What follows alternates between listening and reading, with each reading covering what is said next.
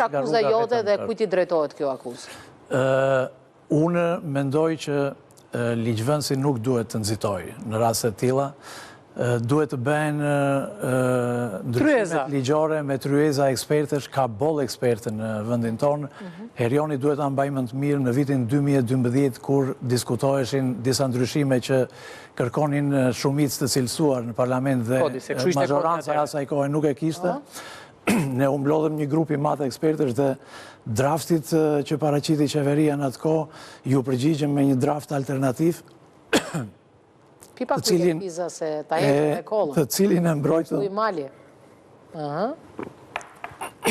Të cilin e mbrojtëm në të gjithë komisionet parlamentare dhe ndryshimet që atëherë kanë qenë ndryshime që kanë rezultuar eficiente dhe të drejta.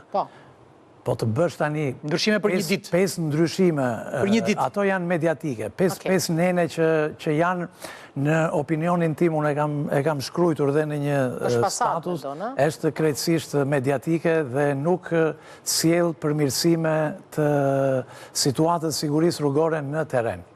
Në teren duhet identifikoj policia dhe unë e kam thënë edhe herë tjetër të gjithë elementet përsëritës të krijoj databazën e krimeve rrugore ku të përfshihen të gjithë këta, si ai që del në rrugë dhe ai që thoni ju që kapet një herë, 2 herë, 3 herë dhe kur kapet një herë, 2 herë, 3 herë dhe analizohet nga policia është zbatuar sanksioni parashikuar në kodin rrugor për këtë kur u ka herën e parë dhe herën e dytë? Jo.